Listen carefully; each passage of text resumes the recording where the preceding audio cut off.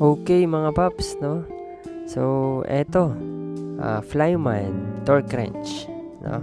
Saan nga ba gamit yan? Ginagamit para hindi ma-over-tighten ang mga bolts, lalong-lalo na yung mga naglilinis ng brakes nila. Kapag tinatanggal ang gulong, no? Pag ibabalik na natin, ay hindi kayo mapuputulan ng stud bolt, mga paps.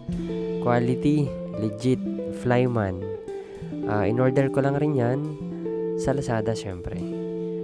Sakto, sale ngayon. Habol na kayo, sale ngayon. At ilalagay ko ang link niyan sa comment section. May mga kasama na rin yan, no?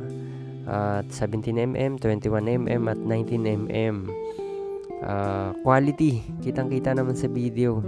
At magagamit nyo talaga. Walang worries.